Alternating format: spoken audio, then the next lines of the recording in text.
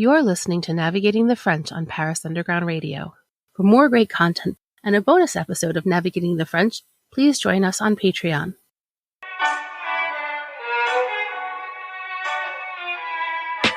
Hello, and welcome to Navigating the French, the podcast where each episode we take a look at a French word and try and see what it tells us about French culture. I'm your host, Emily Monaco. Today I'm chatting with Debra Ollivier, author of What French Women Know About Love, Sex, and Other Matters of the Heart and Mind. She's here to discuss a phrase American women often use to longingly describe the allure of their French counterparts. A phrase that, oddly, the French don't use at all. Je ne sais quoi. I'm so excited to welcome Debra Ollivier to the podcast today. Debra, thank you so much for joining me. Could you give our listeners a little bit of information about who you are and what your connection to France is? Sure. Well, thank you first, Emily. Thank you for having me. So my connection to France goes way back to my pre-college years. I studied there in high school. I went to college there. I studied French literature at UCLA and also at the Sorbonne. And then a couple of years later, this is the short version.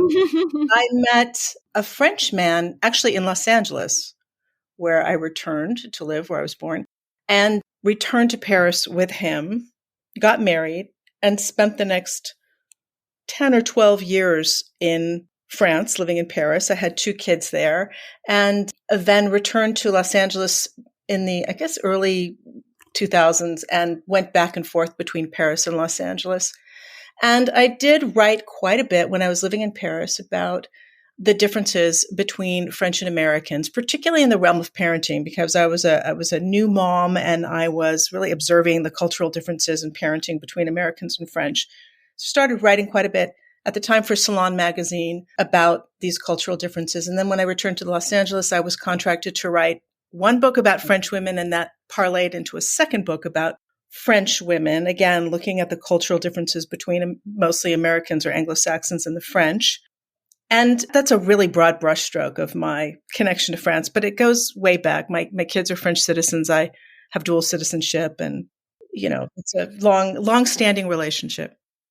And you've spent so much time and so much of your writing time thinking about these differences that, have been of such interest to me over the past few years of doing this podcast. I know are of great interest to our listeners. And one phrase that I know you spent quite a lot of time thinking about is the phrase that we're going to be chatting about today, which is je ne sais quoi. And for me, when I hear je ne sais quoi, it's one of those things that people say in English. When they're speaking English, they don't translate it. And often I find that sort of phrase that gets borrowed in its whole self, like faux pas or like ménage à trois, are things that either are intrinsically or that we as Americans assume are intrinsically French. So just to get the ball rolling here, do you think that's the case with je ne sais quoi? Is this something that is so innately, intrinsically French that it would be silly to translate it? Or is there another reason why you think we're using je ne sais quoi in England? That's a really great question. I'm going to say I have rarely heard a French person say je ne sais quoi. I've heard them say je ne sais pas, like je sais pas. But I think that je ne sais quoi has been appropriated by Anglo-Saxons and become much more of a weighted term for Americans, I'll just say Americans, than for the French, for a number of reasons, which we can explore. So yeah, I don't think it's intrinsically deeply French or embedded in French, or the French are deeply attached to that term, or that it's as loaded for the French as it is for Americans. And I think I didn't want to put words in anybody's mouth, but I would agree with you. After 16 years, I don't think I've ever heard a French person say je ne sais quoi. I've heard them, as you said, say je ne sais pas. I've heard them say oh, je sais pas, but I've never heard them say je ne sais quoi. And je ne sais quoi has a really unique meaning for Americans who use it, and one that feels to me at least to be, I intuit it to be quite tied into this American perception of French women or French femininity. Does that feel accurate to you? Yes. Although I will say that as I explored the term, particularly in my second book, I really cast a wider net around the term. I do think it started with the allure of French women, and it was kind of embedded in our notions of style. Like, what is this effortless chic that they have? You know, how can the French women look so made up with so little makeup? You know, how can they do more with less? Like all these sort of contradictions that as Americans who are very black and white, we couldn't quite put our finger on it, which is essentially what the word means, you know, je ne sais quoi, you know, I don't know what it is, right? So I think it started in the context of style and French women and that allure. But I think it has ramifications in other areas, including like culture and love. And it's just, I think it's really connected to ambiguity and nuance and the coexistence of contradictions that we Americans can't put our finger on because we are a very black and white culture. We're a very binary culture. So I think it's, yes, very much connected to the allure of French women, but it's actually a term that embraces more. And so when we look at that more, I mean, I'm getting already some of the ideas that you're putting into this, and it's just so fascinating to me, this allure that we have of this unnameable quality. Like that is what we're saying is, I don't know what it is, but it's a little something. I can't quite put my finger on it, but it feels as though whether we're going to use it to talk about women or in this broader way, which I want to go way more into with you because I'm super fascinated, I do get the sense that there is almost this, as you said, this like effortlessness kind of built into it. Do you think the French care as much as we think they care about how effortlessly they are cool? Absolutely not. Okay. I think they find it amusing. And in fact, I've had many conversations about this with French women, including French women who work in the style industry in Paris, you know, and they find it very amusing when Anglo-Saxons or Americans comment on this. So I would say no to that. It's very much seen through the lens, an Anglo-Saxon lens, I want to say. And to your point, you know, I wanted to kind of take a little tangent here and say like that unnameable quality that you're describing that we see in French women. Again, I said that it has to do with, I also think like contradictions that can coexist. And the term jolie laide, I'm not sure if you've unpacked that with another guest. I have not. And I wanted to ask you about that. So let's dive in right now. Tell me more about that. Okay. I think it's connected to je ne sais quoi. And that's a term like, if you translate it directly in English, it doesn't work, like ugly, pretty, or I guess you'd have to reverse it and say pretty/ugly. I don't know what. But it essentially is a term that describes the coexistence of something that is traditionally beautiful and perhaps traditionally not. Ugly is a harsh word in English, but, you know, the kind of coexistence of imperfections that are sort of perfectly come together, but in an imperfect fashion, right? Like this is very French, I think. And this is something that we Americans have a very hard time getting our head around.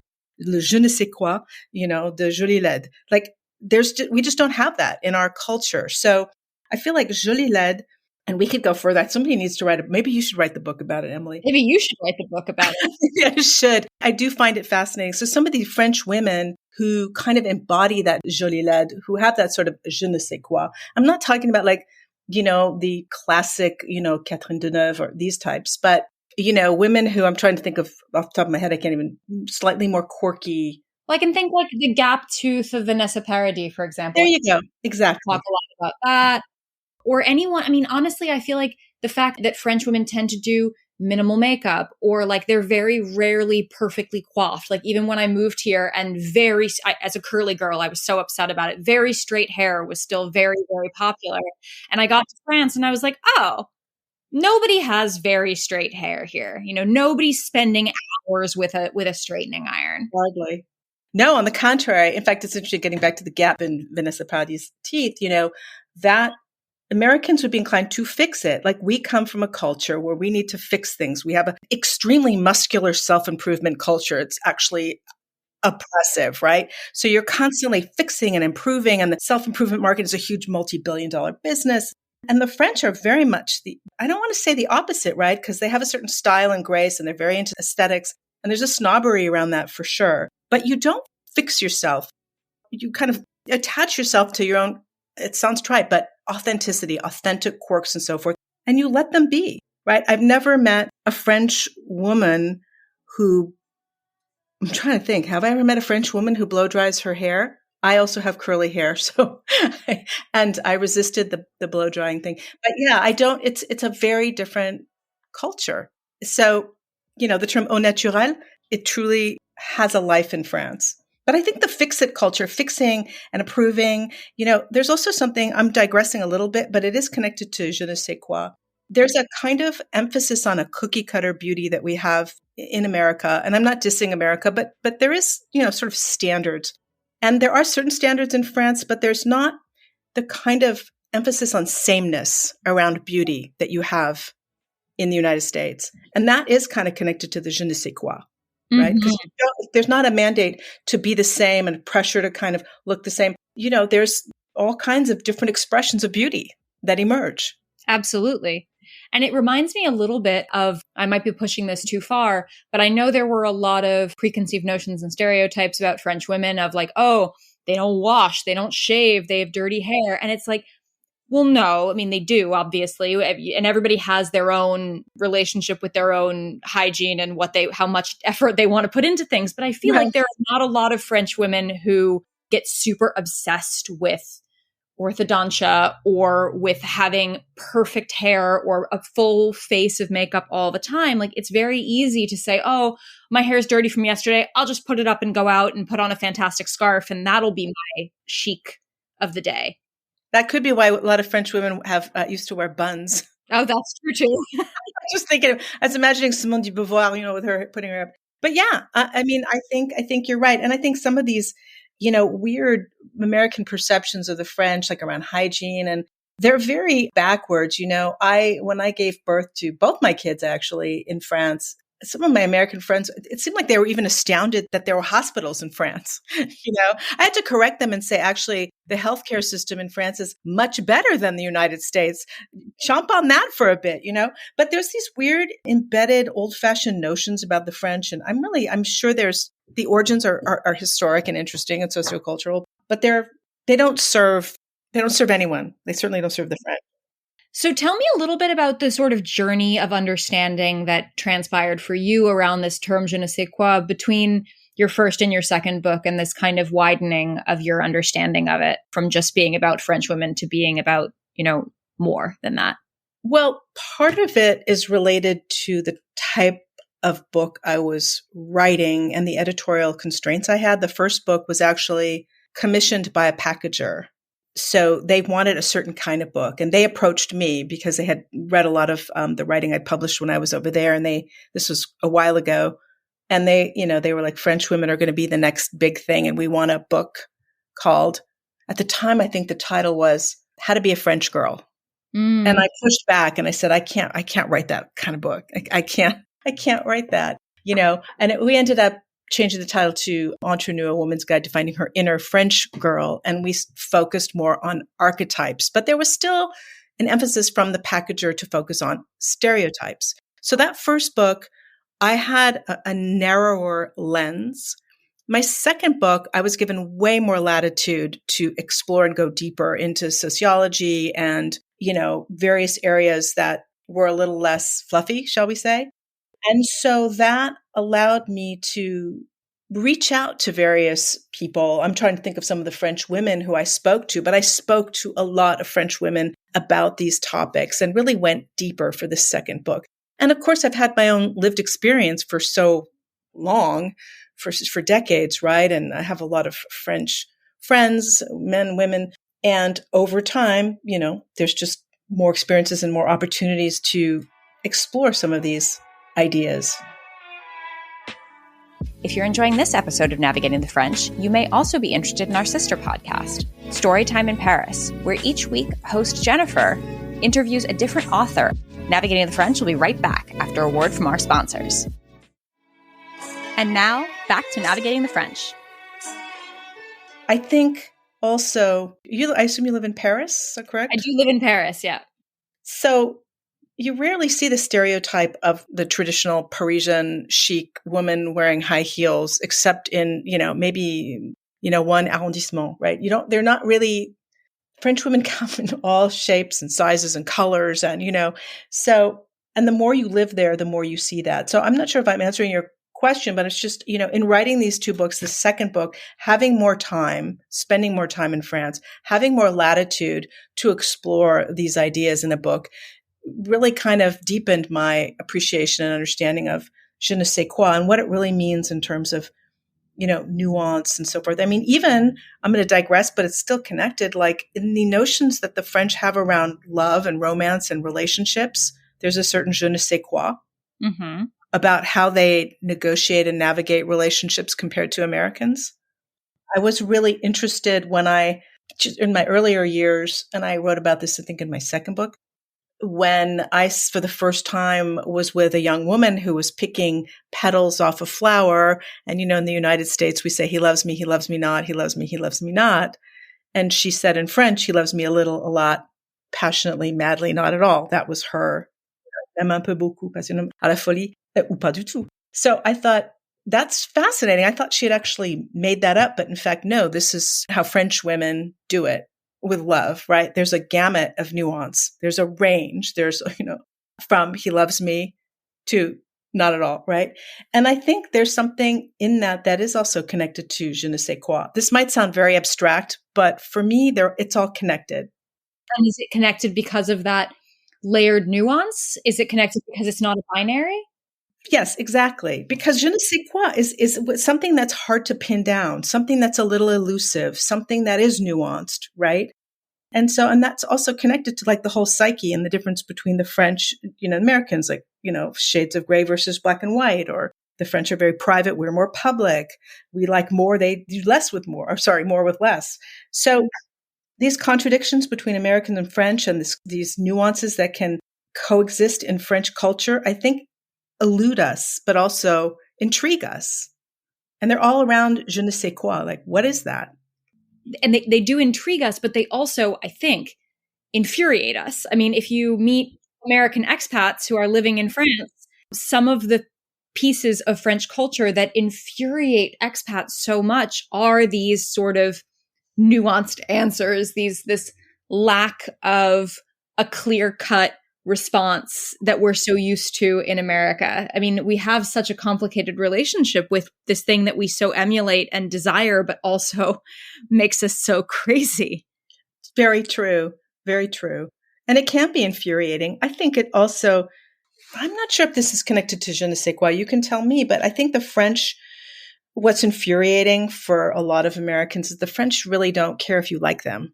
Like, je m'en fiche, je m'en fous. They don't need to be like other people, and they don't need to be liked the way that we Americans do culturally, kind of strive for that. And that's infuriating, I think, for Americans. And there's kind of a je ne sais quoi around that too. Like, to not care what somebody else thinks of you is infuriating for Americans, I think. It is. And I think that's linked to another piece of this that I think when you were saying, that Americans, the way that we sort of present ourselves, I think Americans are really good at packaging ourselves because of the sort of social media motivated world we live in, but also just because I think of the way that American media has worked even before social media. We're really good at sound bites. We're really good at explaining who we are in a couple of sentences. And the French are not that good at it, nor do they seem as though they desire to be good at it. And that might also be this je ne sais quoi. The French refuse to define themselves as easily as we do. And therefore, everything that makes them so cool in our eyes is difficult to put a finger on. Absolutely. And, when I was researching my second book, I spoke with this French woman who'd lived a long time in the United States. She raised kids here. We were sort of opposites in terms of where we grew up and where we lived. And we were talking about the notion of popularity. In the United States, when I'm going to speak of young girls, right, that being popular is really important. Being liked by, as I said, being liked and being like everyone and being popular. There's a lot of pressure around that.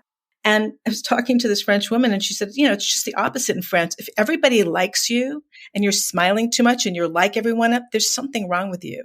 There's something suspicious about you. Like they don't grow up with this mandate to be popular and to be clubby. And, that's a whole other conversation. So to your point, they when there's the pressure to be popular and to appeal to everyone and be liked by everyone, there's a certain packaging of yourself that's involved in that effort. Imagine growing up in a culture where that doesn't exist.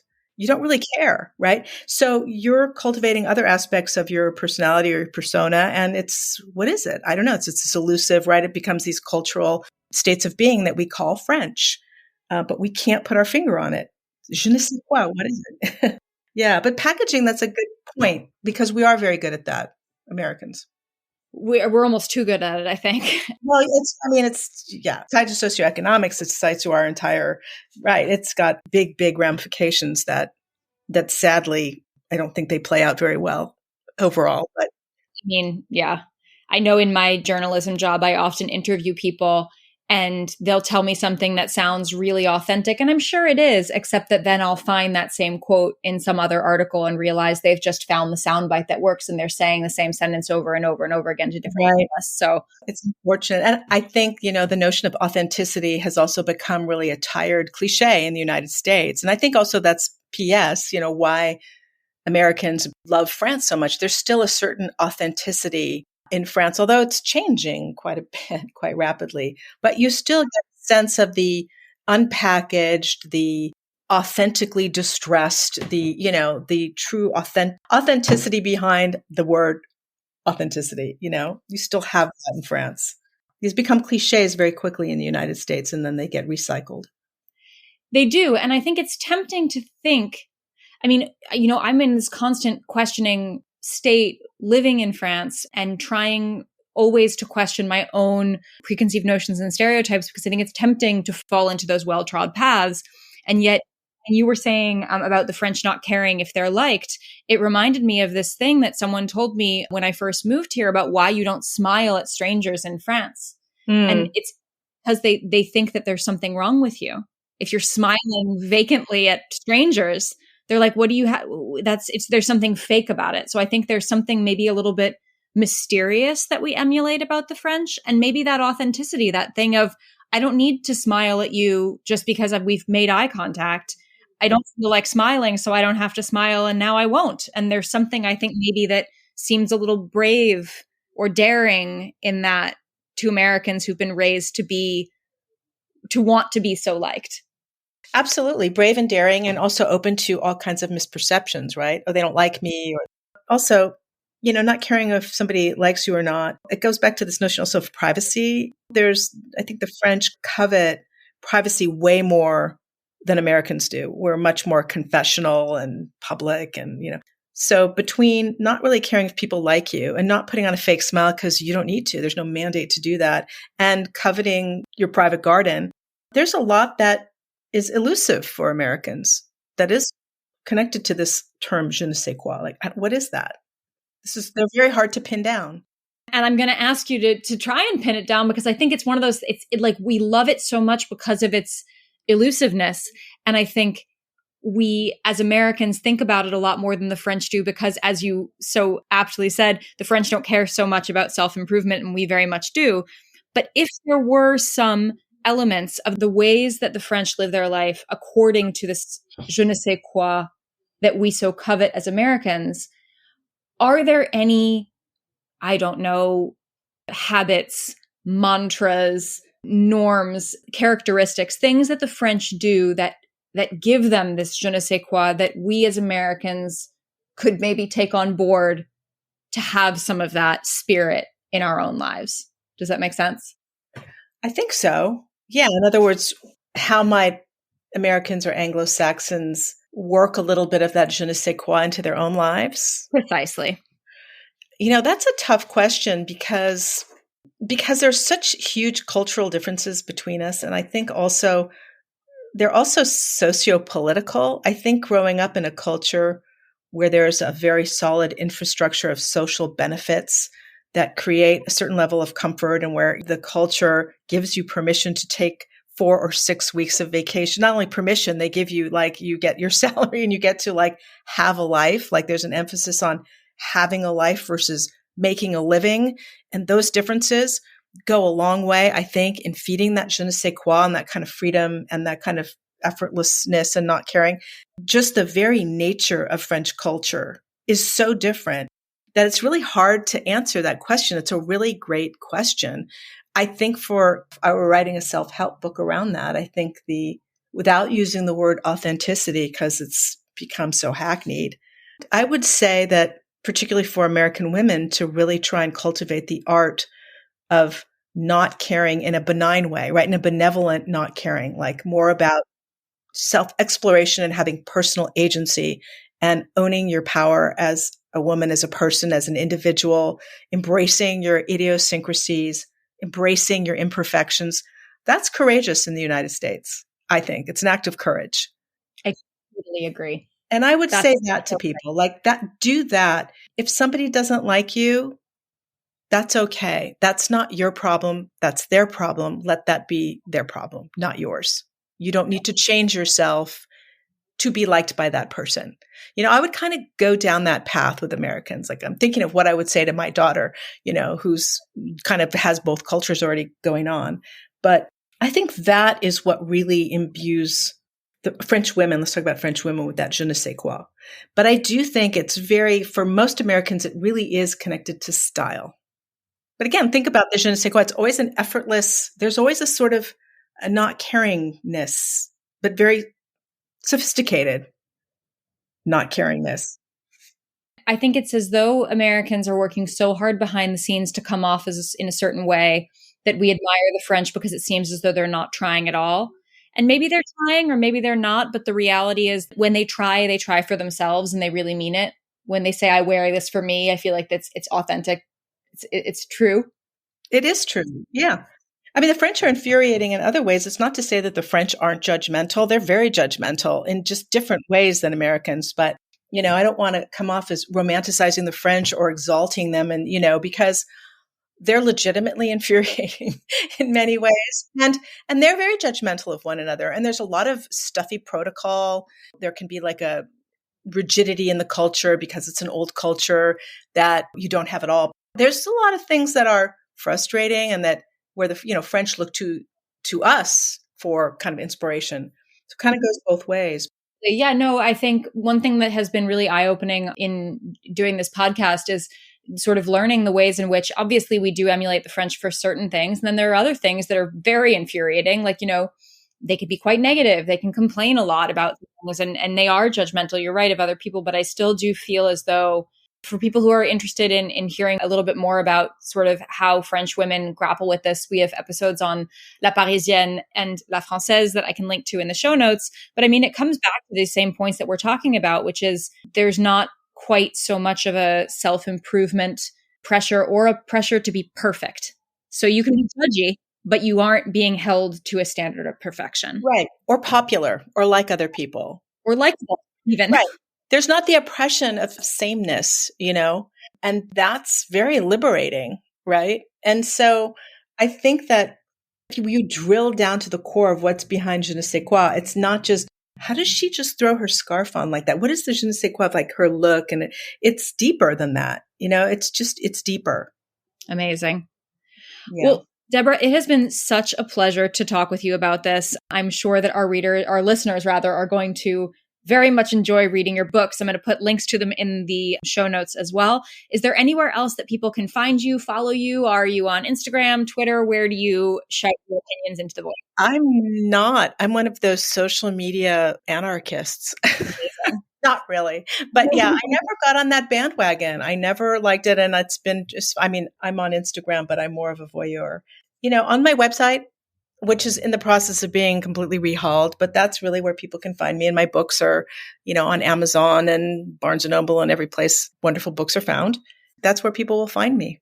Perfect. Well, then that's where we will send you if you want to read more from Debra and all of her insightful notions about life and femininity and being a woman in France. That is where you can find her. And thank you so much for joining me today. It's been such a pleasure. I really appreciated getting your perspective on this.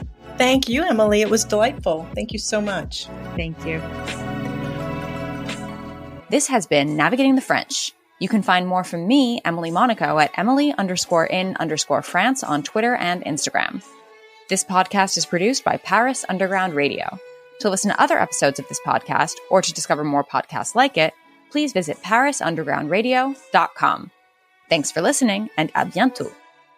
This episode of Navigating the French was produced by Jennifer Garrity for Paris Underground Radio. For more great content, join us on Patreon at patreon.com/Paris Underground Radio.